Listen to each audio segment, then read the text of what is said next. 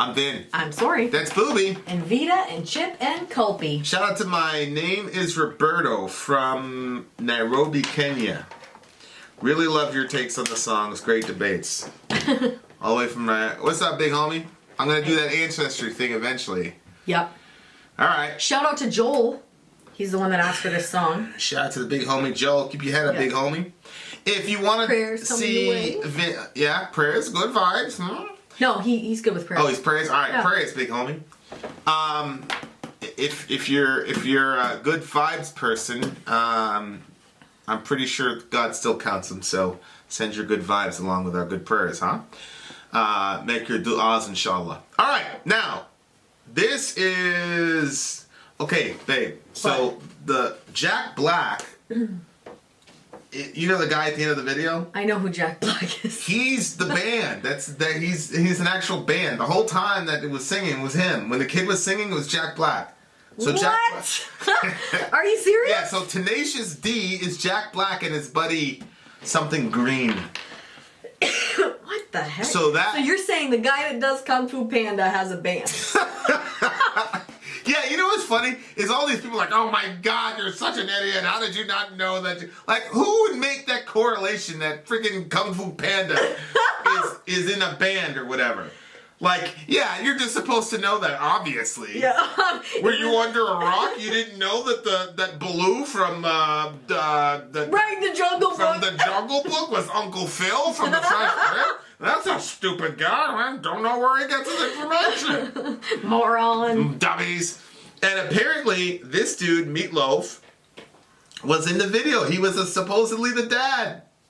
Are you serious? Yeah, he was the dad. That's why it said Meatloaf on the thing when we were looking at the lyrics. Yeah, But then when you look at the video, we never saw the Meatloaf guy singing because he was the dad. Oh my God. That's why Dio was singing as Dio.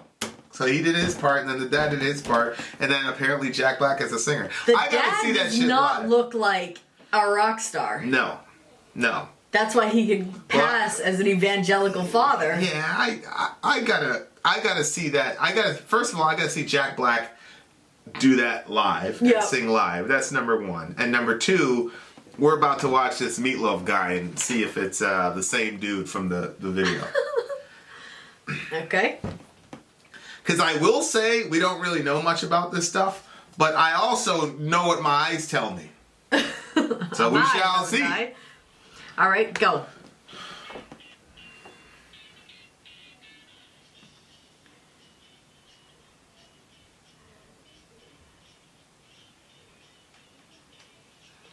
That's not him.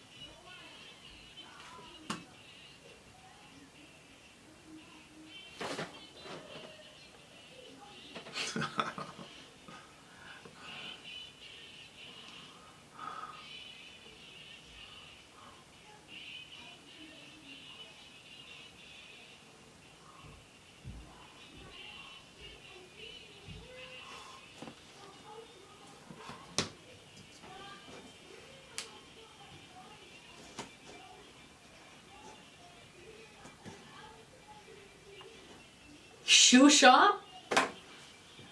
Shoe shop?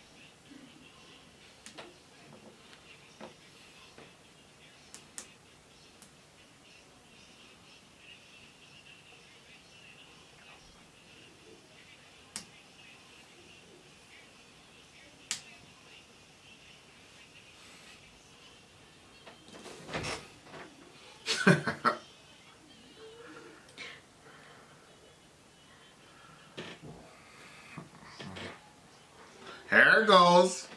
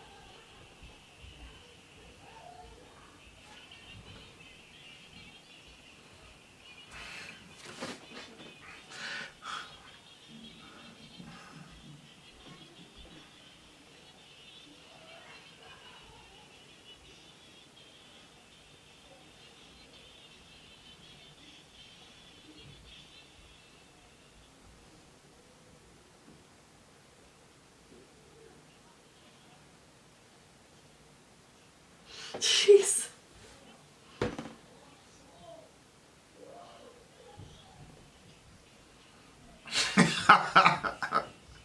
Well, let me. Hey.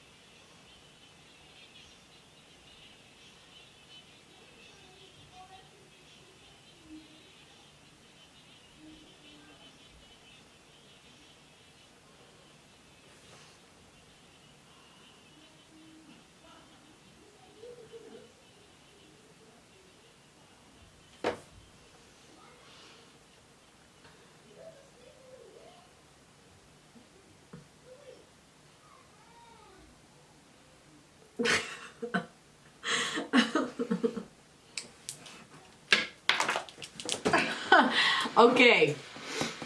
Well, that was interesting. Did he sound like Elvis at the beginning to you? Yeah, he did. He sounded like Elvis. He sounded like. I mean, this was 1977.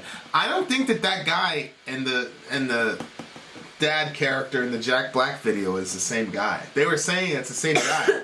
It looked to me like it was. I don't remember the guy He looked exactly. completely different. It's just a younger version of him. And much bigger. Well, yeah, maybe. I can't imagine that being the dad. The dad was pretty big. Anyway, yeah. I just don't think it was the same guy. Okay, so what did you think of the song? I liked it. I liked the sound of it. It was kind of like upbeat and fun. Honestly, I had a little bit of trouble because I don't like it when people are unhealthy, and that bothers me. So like I have a hard time, like, because I'm like, oh, he said that's not healthy. That's not good for his heart. He looked extremely unhealthy. Oh, yeah. I see what you're saying. So like I had to like kind of separate like him from the song. Like I like the song, and I thought that there was, you know, like when it says where was the part where it said, well, when it's explaining, you know, they're parking by the lake at the beginning. Go back to the beginning, babe. Okay, so they're parking by a lake. No, I saw it. They're right here. But then I remember every little thing as it had happened only yesterday. Parking by the lake, and there was not another car in sight. Like, and I never had a girl looking any better than you did. And all the kids at school, they were wishing they were me that night. Like, there's a part. Well, it just reminded me of being a teenager. Like that's what my parents were, super strict. And so, like, if I was gonna, you know, do a little kissing or whatever, then I was in the car, you know? And so it talked about, there was like one part where it talked about the glowing of I can see paradise by the dashboard light. Like, yeah, that's basically, because you don't want to have the lights full blown on. A little bit of dashboard light, no cars around. Wow. You seem to have a very keen understanding of this stuff. Huh? Well, it's that line. I couldn't just go over to the person's house, or they couldn't just come over to mine. The line, we're doubly blessed because we were 16 and barely dressed, because we were barely 17 and barely dressed. That's interesting. So the blessing is being young and being almost half naked.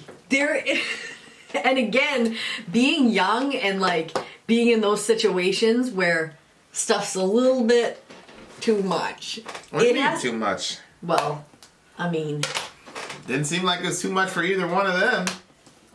She was just trying I'm saying too much is in the sense of, you know, your parents, you know, there's a reason you're not doing that on the living room floor. You know what I mean? Like your parents, I'm assuming most parents are like, no, I don't want you doing anything. Like, well, yeah. There's a little bit of rebellion in there, and then there's the youthful feeling, and I don't know. Yeah,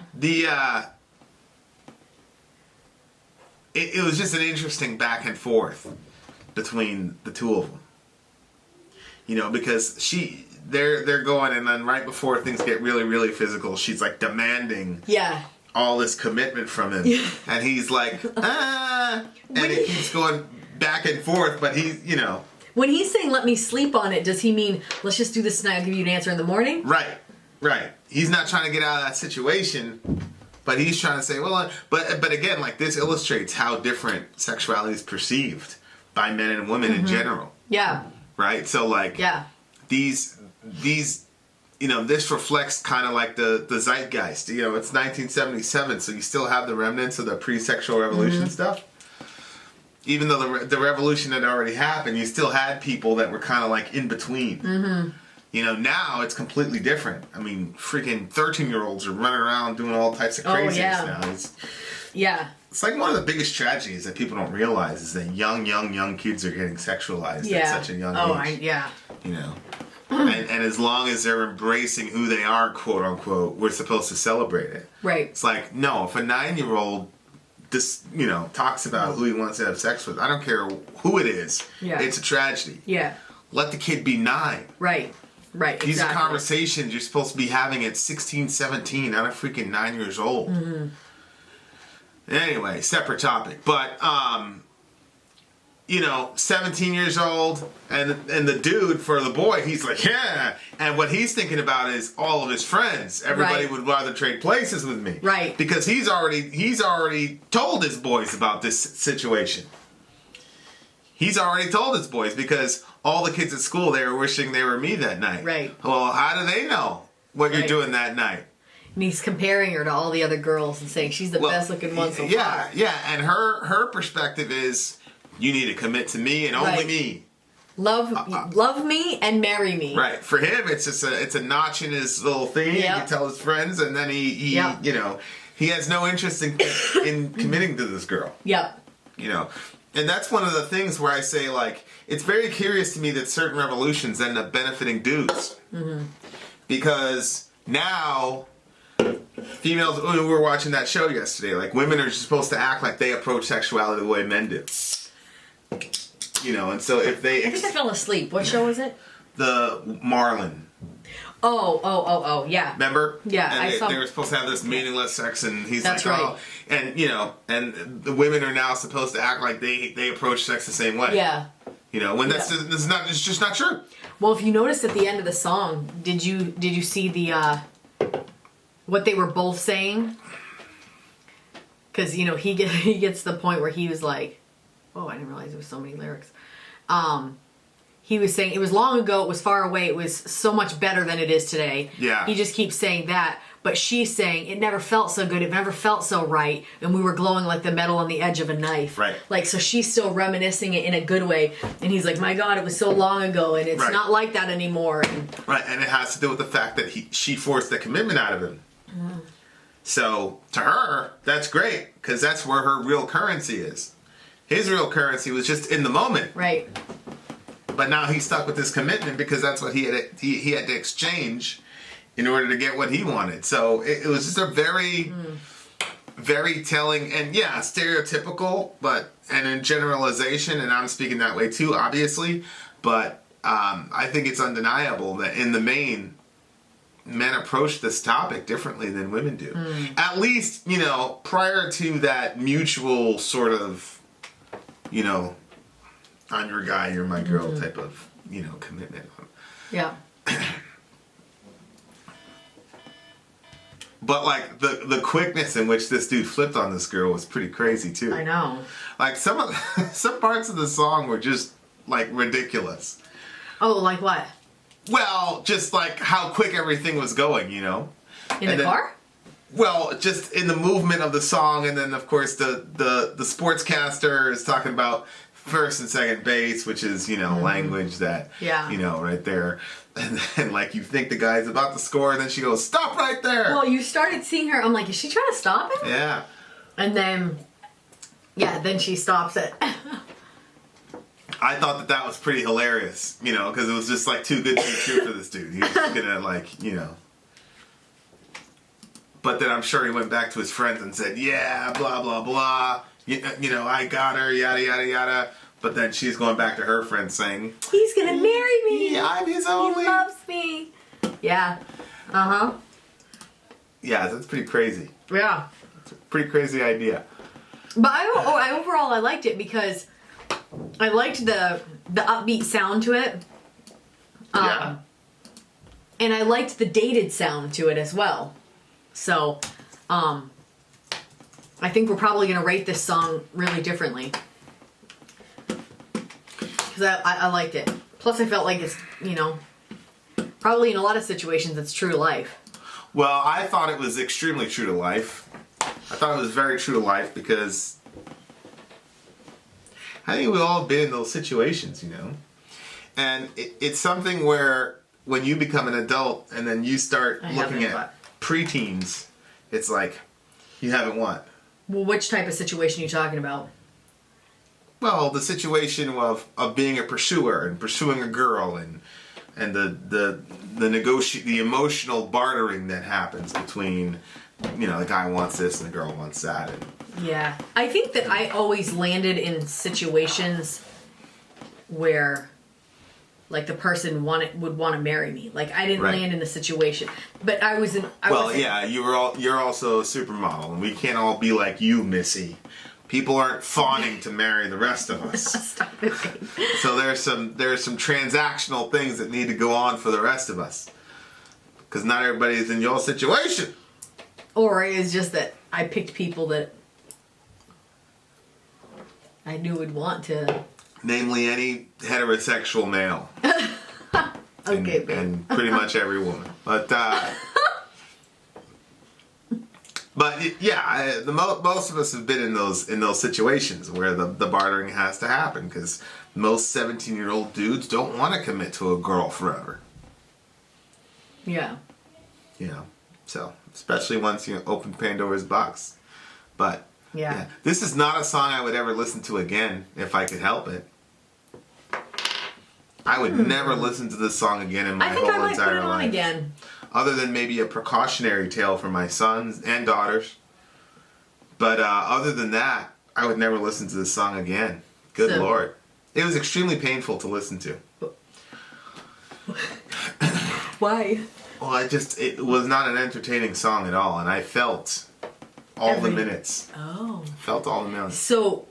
And I'm very, because this Meatloaf guy is supposed to be a big star. I mean, we put this in the main stage. Yeah.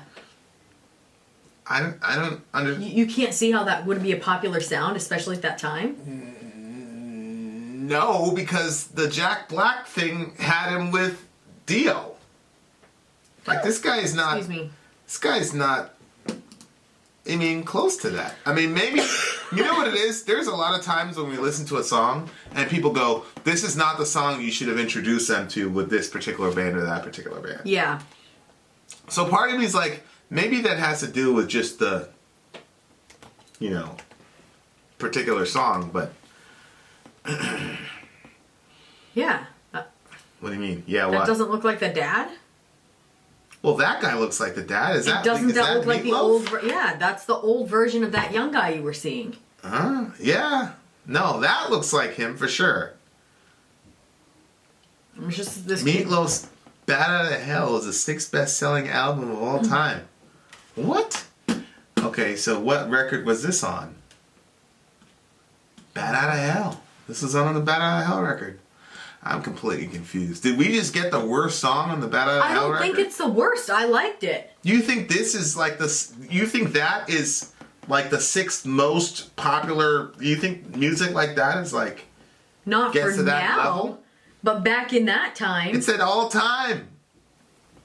Well, maybe I don't know what that means, but all time.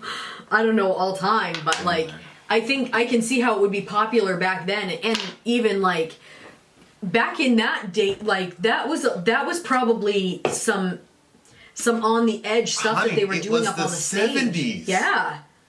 So 3 years later is the 80s. Yeah. Metallica. Like they weren't like that backwards in the late 70s. No, but do you think that they were, that whole scene they were making out on the stage? Like for us, we were kind of like, ugh. You know what I mean? No, but I think that's completely fine in the 70s. Especially late 70s. You think that was normalized? At late 70s, sure. Oh, well. It seemed like that song seemed like a 50s song to me. That song felt dated. Yeah. That song felt dated by 20 years from the 70s. Yeah, I think you're right. Oh, that's really interesting. But yeah, I think that, yeah. So I have no clue how in the world this song came to be so this band came to be so popular. So hopefully somebody asks for another Meatloaf song. What do you give it? You're never gonna believe. I'm giving it a 9. It's a 6.2 for me.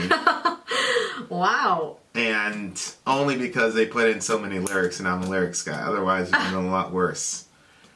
I've had enough of this. The lyrics contributed to the length, babe. Vin out. Sori out. Gone.